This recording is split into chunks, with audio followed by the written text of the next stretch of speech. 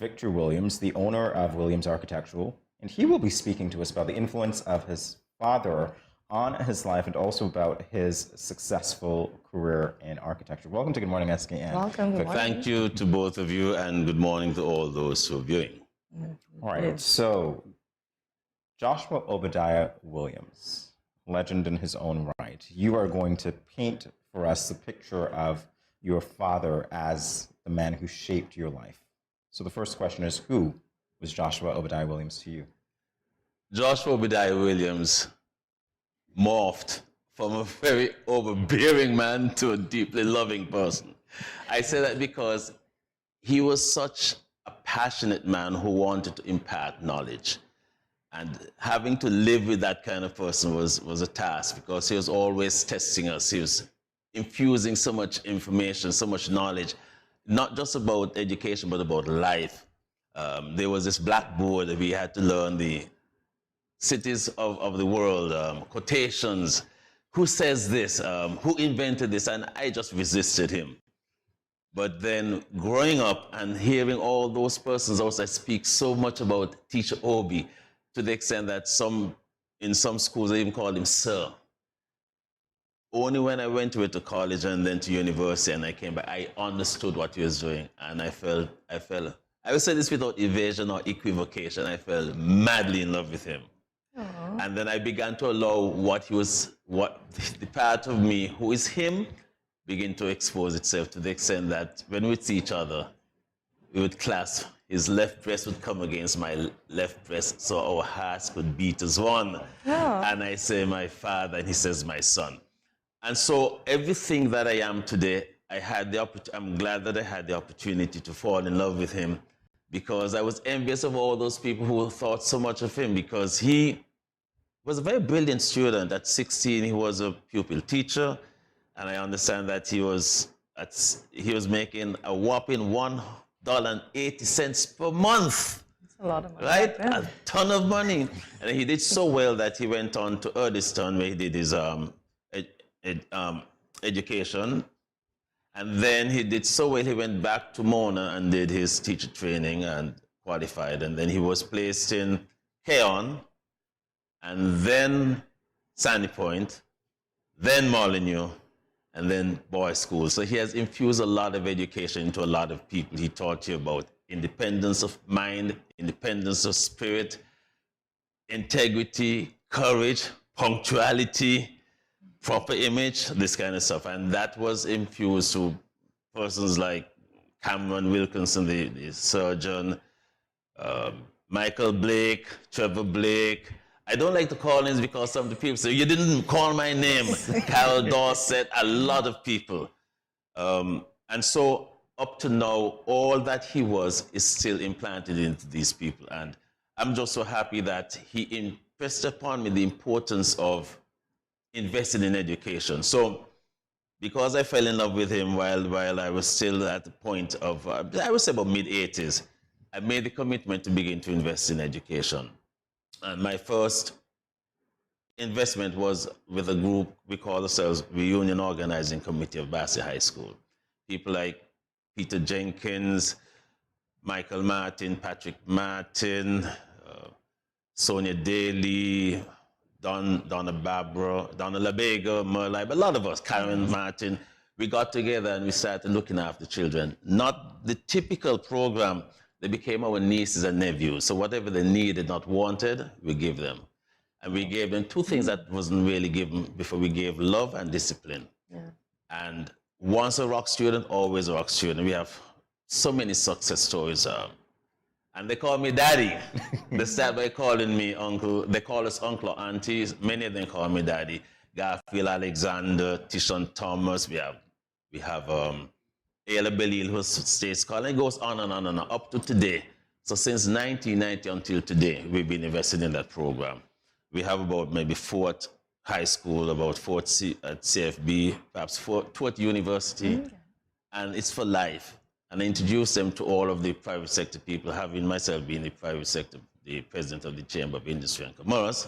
And so they become exposed, and that's because of my father.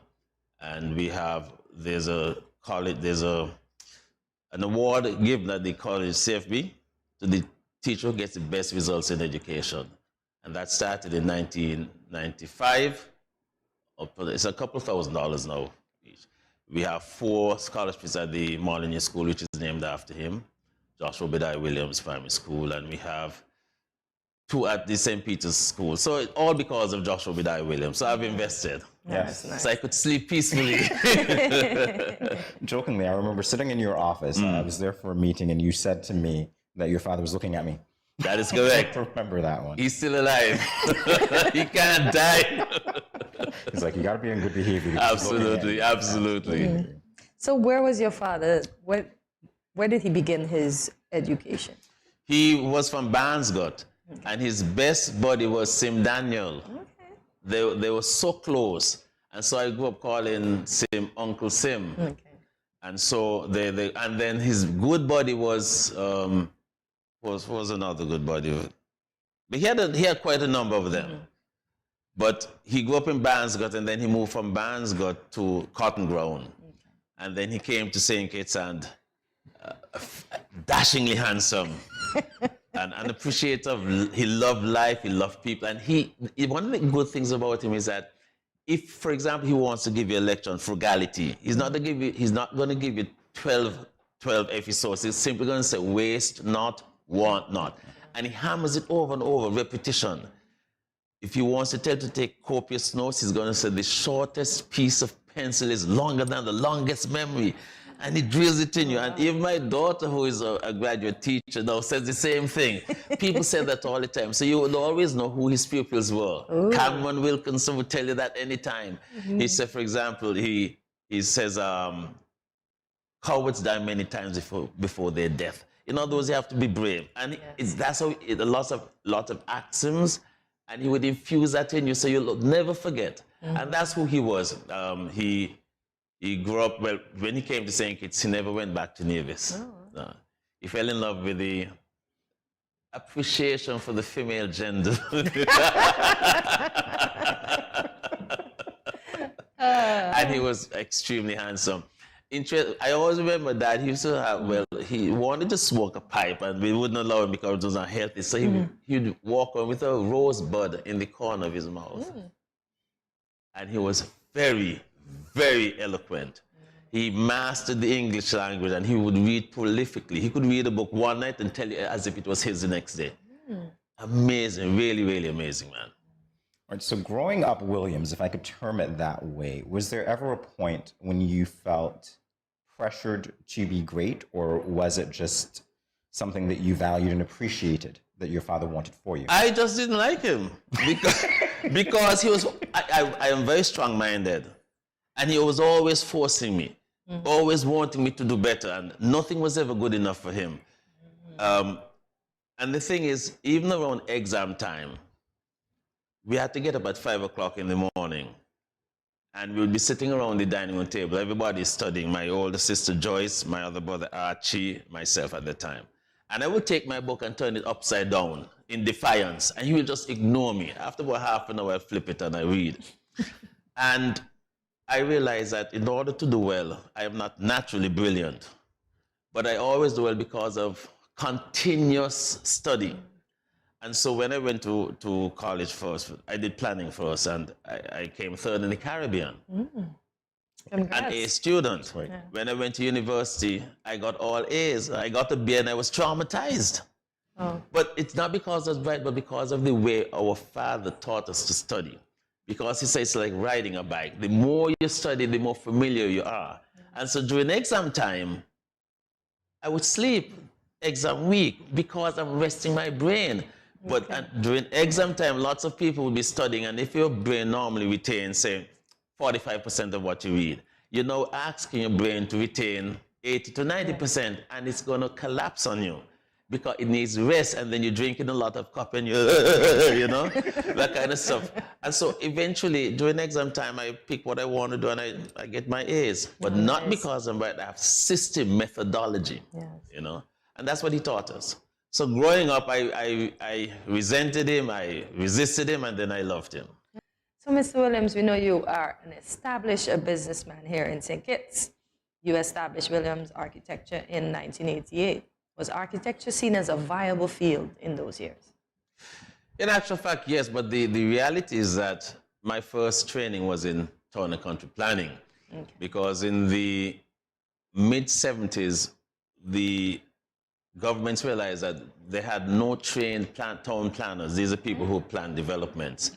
And so they were seeking scholarship students from the various islands to train them in planning, town and country planning. And I won one of those scholarships. So, but the United Nations, rather than taking us to New York, where the headquarters was, they established the institution in the Caribbean. Oh, nice. Because quite often when you do that, if you had they established the training in New York, some will stay in New York. Yes. But by bringing it to the Caribbean, we all stayed here. Okay. And it's a very, very good program, about 2 to 2.5 years at the Institute, and then another 2 to 2.5 years on the study in a UN expert. And then because there's such similarity between planning and architecture, it overlaps. And I did so well that I got another scholarship. And I went to do architecture at New York Institute of Technology. So when I came back, I had to work for government. Okay. But I always was looking for a niche. And I noticed in those days, there was always a lot of building, but there was no experienced person to represent owners. So I said, why don't I offer my service as a project manager? Because back in the 80s, there were no real project managers here. So because I was working with government, that would become a challenge. So I said, you know what? If I could get 3 to 4 proposals out, if I get 2 or 3, I would go. I got all 4. So I was being thrust out into the working world, the private sector. So in 1988, I started my business. And actually, and I always tell people, when you start small and grow. Don't start big with a huge overhead and then you collapse. Yes. So I was functioning out of my about 8 by 10 little study, and that's where I started my business in 88, and then it expanded. And I also, because of my father, I also had to give back to the community, because the truth is I got a lot of training and I never had to pay for it. Yeah. So I offered my services, and I seem to have skills for leadership skills. It appears that way. Let me be modest. And so I began to become involved in the NGOs. I was president of the Heritage Society. And what I always try to do, whatever I am involved with, I always try to leave something solid. So I was able to negotiate a subvention with the government so that the society could exist. And we started the negotiations for the heritage, for the treasury, which is now the museum. Then I went into the private sector and eventually became the president of the Chamber of Industry and Commerce. I built them a headquarters. I was deputy chairman for solid waste. I built them a headquarters. Then I was with the Whitegate Development, and we organized the lands. When I went there, the lands were being sold for 15,000 an acre. When I left, I was able to get it up to almost 200,000 an acre. And then I was chairman of planning for about 12 years, and we approved over $500 million worth of stuff. So I always try to give back, and I keep giving back, because the head has a lot of ideas, and it's not just for me.